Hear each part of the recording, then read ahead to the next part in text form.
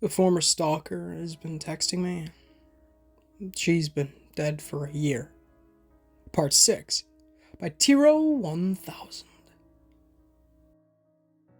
Ever since my first post about this, there are two consistent things that the readers have been telling me. Stay safe and be careful. I'm starting to think that maybe I should have listened. I didn't go to church on Sunday. The services weren't really doing anything for me.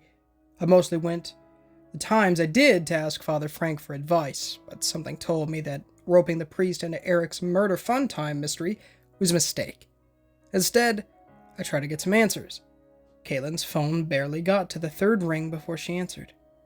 "Eric?" she asked as she answered. She seemed quite surprised that I was calling her. Probably as surprised as myself.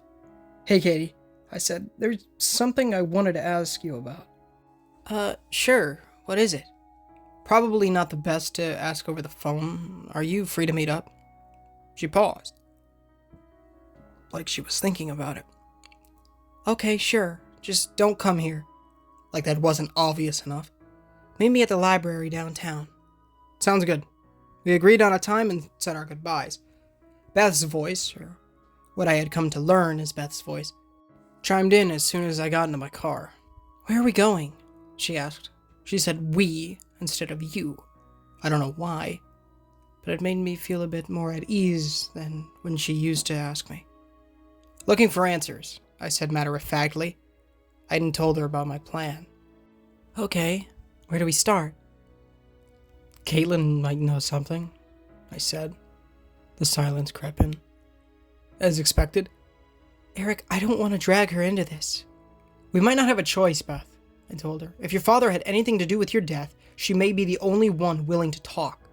Unless Caitlin had something to do with it." But I wasn't about to say that.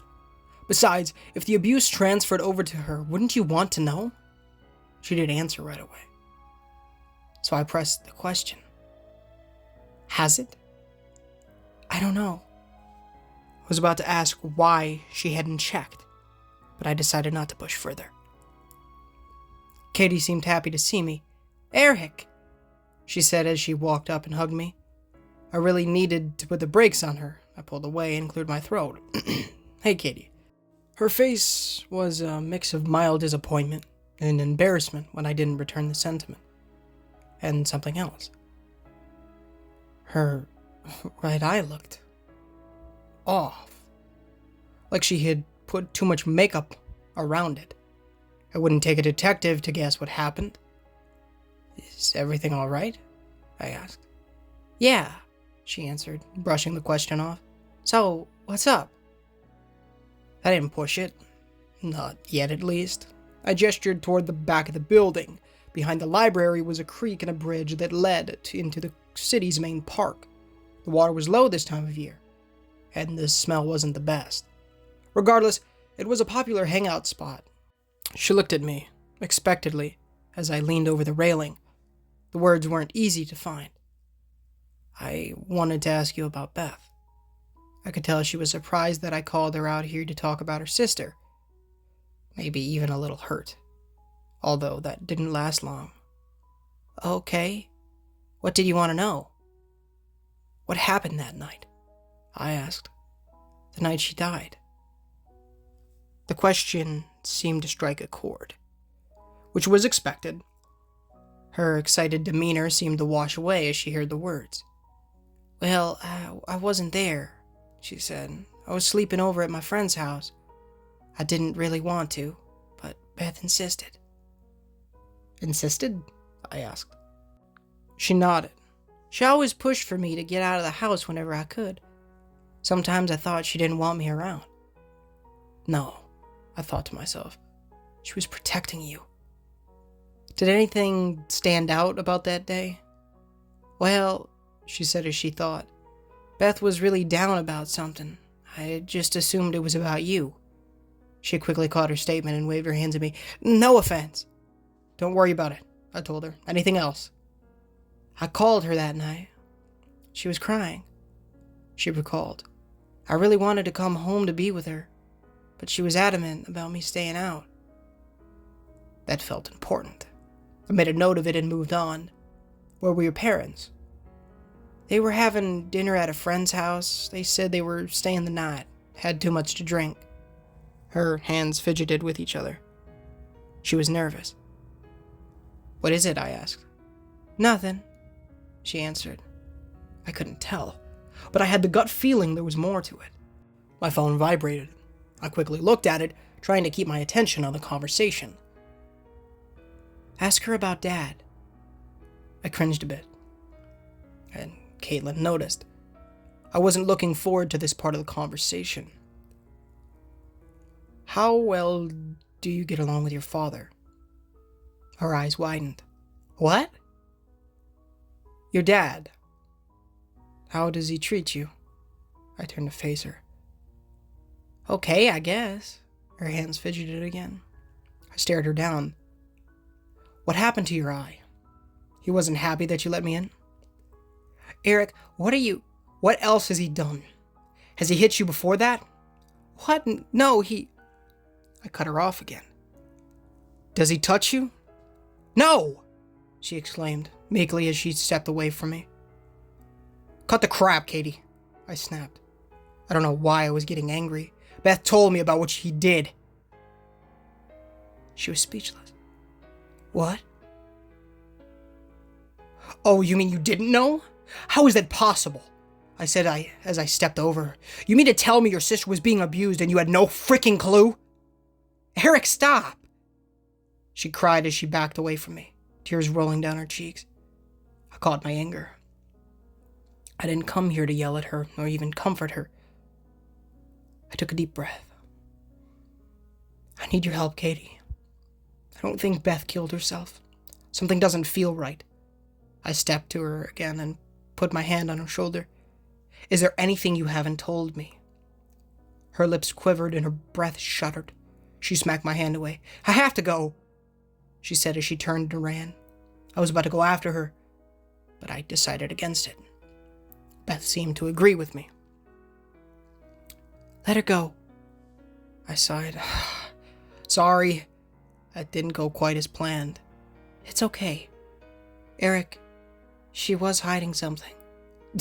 No crap, I said as I walked back toward my car. As I passed the library, a guy about my age with red hair stopped me. Hey, you got any cigarettes I can bum? I shrugged. Sorry, man, I don't smoke. That stuff will kill you. Monday came along and life had to continue. My boss didn't seem too upset with me for leaving early on Friday, so that was a plus. My conversations with Beth had changed. Beforehand, I would only talk to her when I had a question or information for her. But over the past couple days, I found I was just talking to her about anything. TV shows I watched, games I've played, books I've read. I've also been texting her on my breaks, and even while sitting in my apartment. I think her voice is changing too. The app's voice, I mean. Every time I talk to her, she sounds less like an app and more like a person. I just attributed that to my imagination, though. Point is, it's become easier and easier to talk with her. I confess that on Tuesday, I was actually looking forward to talking to her on the way home. It makes me think that if I gave her more of a chance when she was alive, we could have been good friends. Or maybe. Who knows? I had just finished telling her about a show I was watching when I pulled into my apartment complex. Maybe we can watch it together sometime, she asked. I thought about it. It actually sounded fun, but I still wasn't sure about letting her into my apartment.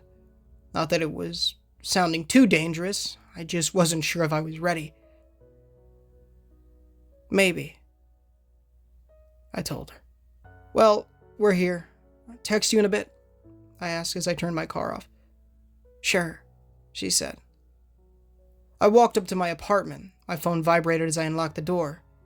Just a second, I told her. It vibrated again after I got inside. Geez, impatient, are we? I pulled my phone out to check the messages. Then everything went dark. The next thing I knew, I was sitting in my living room with a splitting headache. Everything looked blurry. I brought my head up to my eyes to rub them out. No. I tried. My hands weren't moving. Why weren't they moving? I tried moving again. My shoulders hurt. My hands were pinned behind my back. I tried moving my legs. They weren't moving either. I looked around the room. Everything looked odd. Then I saw them. 3 figures sitting at my kitchen table. "He's moving," I heard one of them say. "Good," another said. I swear I recognized the voice. He walked over to me, leaning over to smack my face gently. "You awake, kid?" My eyes focused just enough to see his face. Sean McDonald. I struggled and tried to scream. It came out as a muffled hum. I moved my jaw and felt something soft against my tongue. I was gagged. I was tied down. "I'm sorry," he taunted.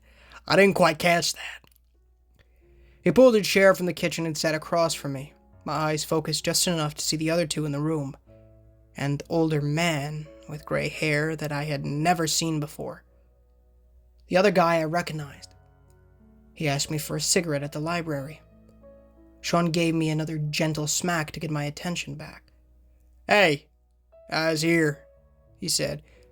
"Do you know why I'm here?" I shook my head. He chuckled. "Of course you do. I told you to stay the frick away from my daughter. Simple, right? Well, I got a call from Andrew here saying that you were talking to her at the park. Sound familiar?" I look over at Andrew. He just smirks at me. "Then," Sean continued, "she comes home asking questions about her sister, about when she died. So, here's what's going to happen. I'm going to ungag you, and you're going to tell me what you told my daughter. If you scream, I'll break your frickin' face. If you lie, I'll break your frickin' face. Understand?" I nodded weakly. He untied and pulled the cloth away from my face. My mouth was dry and the corners of my lips were sore. I took a moment until he looked at me, waiting for me to talk. "Why did you kill your daughter?" I asked. He chuckled again, then stood. "You freaking kidding me right now? She killed herself because of you. I loved my daughter." I scoffed. "Yeah," I said, "a little too much from what I've been told." I don't know what made me say that, but I immediately regretted it. Sean's face went white for a moment, then flushed red with fury. Blunt pain met my face as he struck me in the cheek hard enough to tilt my chair for a moment. I felt something hard on my tongue. I spit it out, seeing one of my teeth and a small puddle of my blood. I wondered how my blood could puddle like that on the carpet. Then I saw it. Plastic. My floor was covered in plastic. The gag was already back in my mouth when I started screaming. I've watched enough TV to know what the plastic was for, to know I was probably going to die there. "Then we scared him enough?" Andrew asked. Sean shook his head. "You see, Andrew, this guy's dad was a cop, and with that comes a cop's upbringing. Which means that if we let him go, he's gonna talk." I shook my head frantically. I wanted nothing more at that moment than to just let this all go and put it behind me. "So what then?" Sean leaned down to pat me on the shoulder. "Mikey's gonna take care of him." The older guy's eyes lit up at that. Mine went wide. "Hold on," the younger guy said. "You don't mean kill him, do you? You never told me we were gonna kill him." "Keep your frickin' voice down," Sean shouted in a whisper. He stepped over to Andrew, stabbing a finger at him. He then took a deep breath and put his hands on the shaking man's shoulders. "Don't worry. Mikey's been doing this a long time. No one will find out." Andrew gulped down, then nodded. "All right." His diddle didn't sound convinced. "Good kid," he said as he grabbed his jacket off my table. "You got this, Mikey?" "It's a bear crap in the woods?" he asked as he brought a toolbox over the chair across from me. "Sounds good. Come on, kid," he told Andrew. "Let's go get a beer. Then I need to talk to my daughter." Sean and Andrew left, leaving Mikey alone with me. Mikey sat down across from me, staring into my eyes. After a few minutes, he reached into his toolbox and pulled out a silver case. He opened it, pulling out a brown cigar.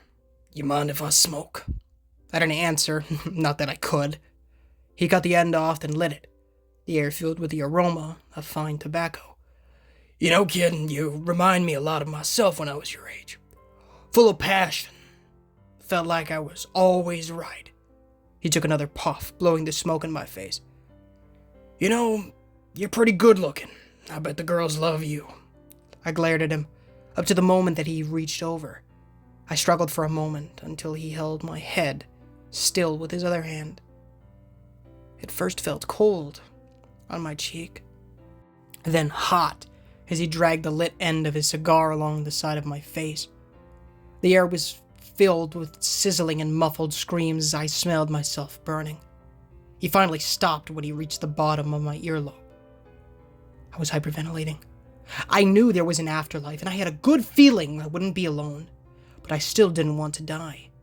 I was afraid. I tried to plead for my life, but no one would listen. "All right," the man said as he pulled a scalpel out of his toolbox. And then suddenly, I felt at peace. "I'm sorry, Beth," I thought to myself.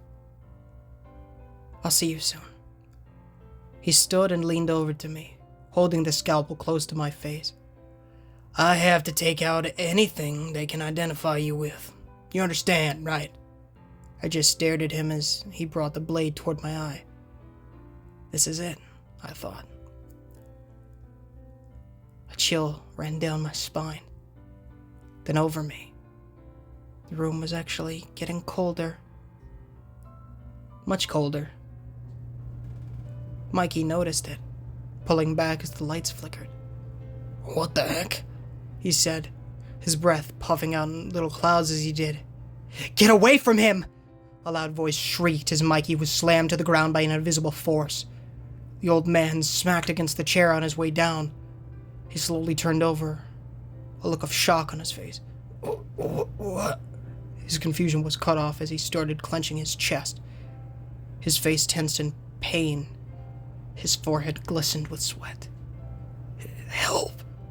he had the audacity to say as he fell back to the ground. Then, nothing. He remained still for what must have been minutes. It took a few minutes for the situation to hit me. Once it did, I didn't need any explanation of who rescued me. My desire to live was renewed, and I struggled against my restraints. They were tight. There was no way I was going to get free. Unless I had to try. I pivoted my weight to shuffle my chair 90 degrees. It took some effort, but eventually my back was facing the entrance to my apartment, which had a small step that led into the living room. Just what I needed. I continued to shuffle until I was in position. If I missed, I was fricked. If this didn't work like in the movies, I was fricked. Here goes nothing, I thought as I shifted my hands, using my left to grip the butt of the chair. It took a few tries, but I shifted my weight enough to fall backward. My positioning must have been perfect because the chair stopped at a 20-degree angle from the floor with excruciating pain shooting through my left hand as it cracked. Luckily, I already had something to bite down on as I screamed. I shifted my weight to roll on my side. It still took some effort and a lot of pain, but the injured hand eventually slipped out of the restraint. My good hand was free as well. A zip tie around the wrist. Gosh, I'd hate to get used to saying that. My good hand. With my arms free, I was able to reach for the scalpel that Mikey dropped. A few slices later, my legs were free. I rolled out of the chair and stood up, struggling to untie the gag, spitting the bloody rag out of my mouth. I first checked the man who tried to kill me for a pulse. Nothing. Good riddance. I sat down for a moment to calm down. The adrenaline started to thin. First came the pain. My gosh, I hurt. Then the nausea. I stumbled halfway to the bathroom before vomiting on the floor. "Eric?" I heard. I looked around. Then I heard it again. "Eric!" It was Beth. Beth? I called. Where are you? Kitchen table. Get up! I got up and stumbled over to the kitchen. I glanced at the phone on my table, then went to the sink. I opened the cabinet underneath to grab my first aid kit. Did you do that? I asked, referring to Mikey. Yes, the phone said. I swear it sounded like Beth's actual voice. Not that I had time to figure it out. How? I asked as I set the kit on the table. I grabbed the roll of gauze, fitting it into the palm of my left hand. I then started wrapping it with a bandage. You learn a few things when you're the son of a cop. Pacemaker, Beth answered. I drew energy from it to push him. I guess that killed it. Makes sense, I said as I stepped back to my sink. I filled a glass with cold water, then poured it over my burned cheek. How did you get in? Whatever you did wore off a few days ago, Beth answered. So house blessings do wear off after a while. Good to know. Eric, he's going after Caitlin. I know, I told her as I left the kitchen. I went to my bedroom, to the safe I kept in my closet. Inside was the Colt 1911 Uncle Rob bought me for my 21st birthday. Well, he took me to buy it, after paying for the licenses and everything. I'm not a gun person, so I convinced him to get me something with a bit of history behind it. It was used in France, and now it was going to protect me. I pocketed the gun and clip separately, then ran back into the kitchen. I grabbed the phone off the table, quickly dialing Caitlin's number. Hello? A meek voice asked. Katie! I said into the phone. I grabbed my keys and ran out the door. Where are you? I'm at home. What? Is your dad home? I asked her frantically. It was an effort keeping the phone in my ear while opening the car with one hand. I managed. No, not yet. What's going on, Eric? Okay, I need you to listen to me. You're in danger. I need you to get out of there. What are you talking about? I'll explain it to you when I pick you up. I took a deep breath, trying to sound calm. Please, Katie, trust me. She paused for a minute. Okay, where should I go? Alberta Park, I told her. Go out the back, make sure you're not being followed. Eric, Go now! I hung up with her, quickly picking another number from my contacts. I sped down the road as the rings drew on. You've reached the cell phone of Detective Rob Combs of the... I skipped to the beep.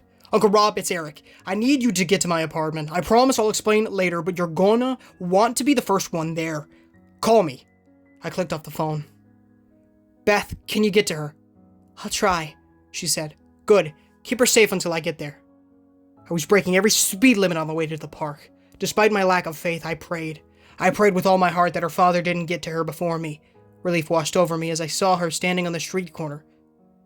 Was she followed? I asked aloud. No, Beth said from my phone. Good. I pulled up to the curb, opening my passenger window. Get in! I called out to her. I reached over and pushed the door open for her. Eric, what's going on? She said. I could tell she was scared. I softened my voice, holding up my hand toward her. It's going to be okay, Katie. Trust me. I offered a gentle smile to her. She looked around for a moment, then looked behind her shoulder, startled. She then closed her eyes and took a deep breath. All right, she said as she got in. She gasped when she saw the bandaged hand and the burn. Oh my gosh, Eric, what happened to you? I'll tell you everything once we're somewhere safe. And off we went into the night. You think my dad killed Beth? She asked. I told her everything with the exception of anything involving Beth's ghost. After today, I really don't have any doubt. She went silent. I looked over at her. She still seemed apprehensive. Listen, I know you're hiding something about what happened that night, but you don't have to tell me right now. I'd honestly rather get some sleep first. We're not going to the hospital? She asked. No. If we go to the hospital, the police are going to want to hold me for questioning. I don't have the time for that right now. I need to get you somewhere safe. That seemed to satisfy her for the moment. We drove a few towns over and got a motel room. When I had a moment, I asked Beth if anyone followed us. She said no, so I think we're safe for the time being. You want to explain where there's a gosh dang dead body in your apartment? Uncle Rob sounded upset, to say the least. Sean McDonald, I said. You need to look for Sean McDonald. I repeated everything I had told Caitlin. You need to come make a statement, he said sternly. Both of you. Yeah, I know. We could also include that with an emergency room visit. Tomorrow, if you're cool with it. Just come to the station now. Frick, Eric, you shouldn't have left the frickin' scene. I had no choice, I snapped. I took a deep breath. Sorry, Uncle Rob. Crappy day. Understandable, he said. All right, tomorrow then. And that's where we're at. I'll update you when I can, but frankly, I'm in a lot of pain, and writing this on my phone isn't easy. I've had what I can possibly safely say is the worst day of my life. Katie is sleeping right now. I waited until she was out before coming out to my car to write this. I think I'm entitled to pass out from the pain as soon as I submit this. Beth and I talked for a bit while I was writing. I'm so glad you're safe. When he was about to cut you, I know. I cut her off gently. Thank you for saving me. I set my phone down to relax for a moment. You know, I told her. For a second there, I was ready. I realized that at least I'd see you again. And for the first time since we talked again, I thought to myself, maybe that wouldn't be so bad. I looked over to where I imagined her sitting, gazing. I felt her gaze as well, until I felt a chill run over my burned cheek, like an ethereal hand. Then I felt her on my lips. Cold, yet warm enough to melt me. And I didn't pull away. Hey guys, Ninja Gamer here, and thank you so much for watching today's story. Of course, if you did enjoy, please feel free to leave a like, as it does help the channel innumerably. It does help the gospel get into people's feeds, as well as please consider subscribing, as we are trying to hit 1,000 subs by the end of the year, and it would be a massive blessing for the Lord if you guys did so. Of course, what am I? $1 million question on screen right now, description, pinned comment, all that great stuff. Give it a read, know how to enter the kingdom of God. Oh, son of a binky bonky. Teach you to repent of your sins and trust in the good Lord Jesus Christ with our and soul and strength. Read the Holy Bible daily, pray and evangelize people. Make sure to go in the description or in the pinned comments. Read the $1 million question tonight. Become born again. And also join the Discord in the description, as well as Tiro 1000's link of his original Reddit. Well, the original story and then his Reddits, as well as Muse Beautiful Music. His channel link and all of the songs' individual links are in the description as well. Yeah, awesome. How are we doing today? I feel better after finishing the story. Again, great stuff.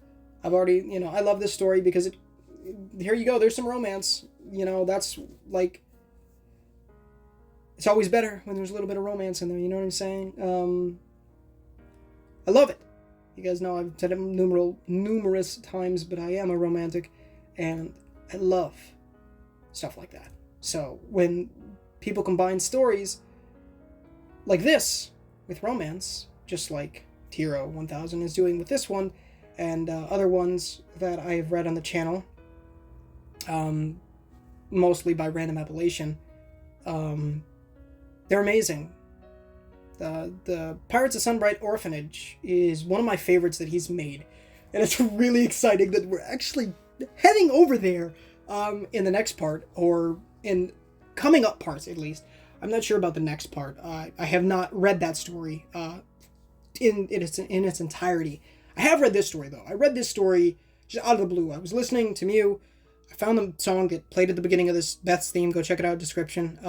And I was like, there's a story with this. And so I started reading, and it was phenomenal. I loved every bit of it. And so I knew when I was going to start these up again, which obviously it's been quite a while since we started up. We've been doing daily horror stories since the beginning of October, and I knew I wanted to do this one, and so I'm very grateful that Tiro 1000, shout out to you, man. Hopefully you are listening right now. You're brilliant at writing, and I would love it if you I don't know if you ever thought about writing more stories, but I would love to hear more from you in the horror genre department, if that is something you're interested in, of course. If not, no big deal. You made a masterpiece here, so I appreciate that. But yeah, man. I've been playing Pokemon's DLC more It's good stuff. I don't know. I'm kind of just exploring. That's what I always end up doing, is just exploring the map. That's what I did with Teal Mask. I just explored. Excuse me. And so that's it took me a little while to do everything, catching all the awesome stuff. So many good Pokemon back, dude. My gosh. The if I don't know if you guys seen these, but the Chargestone Cave artificial caves are really cool. Cool seeing Joltik and Drillbur and stuff down there. Yeah. I'm excited, dude. I haven't seen like all these new Pokemon and stuff. And no, I believe there's like 5-ish or something. Something like that. I don't know. So I'm excited for that. But yeah. Great stuff. Anyways, I don't want to keep this too long because it's already 30 minutes and, it's 10:20. So, good golly gosh. I love you guys. Thanks for tuning in. Streaming will resume soon. Once I beat Pokemon and I'm at a good place where I'm like, I guarantee I'm going to continue to be playing Pokemon, just off and on, maybe as like my quick game to just pick up here and there, which honestly isn't a bad idea, Fortnite's been actually really good for that. There was one day, I think it was, I think it was last Sunday, not today. Today is obviously Sunday, but the last Sunday, and I think after reading the Bible for the day, I think I did. I hope I did. But I picked up Fortnite for like an hour and I just kind of played a little bit, which is great. Just a game to pick up and, not have to film, because I can't just pick up like a PlayStation title. And just play it. I have to stream it so that I can have the footage for that. You know what I'm saying? And so that's obviously what it's nice to have something like that. And Pokemon can definitely be something like that, I changed my natures and my movesets for my main team. I know a lot of people do new teams. Honestly, it wouldn't be the worst idea, and I probably will do that when I do my badge quest. But I'd like my badge quest to be on the channel. Drinking a dragon fruit Red Bull right now. Very good. Dragon fruit in real life, the actual fruit is not the best, but makes a kicking drink, I'll tell you that much. Alright, I am going to let you guys go. Thanks for tuning in. I hope you have been enjoying this one. This is one of the best stories I've ever read, in terms of horror, and so yeah, it's really great. Obviously, favorite book is the Holy Bible, of course, but yeah. It's one of the best stories, man. Really is. So go show Tiro some love. I love you guys. See you in the next one. But until next time, guys, this is Ninja Gamer. Signing off.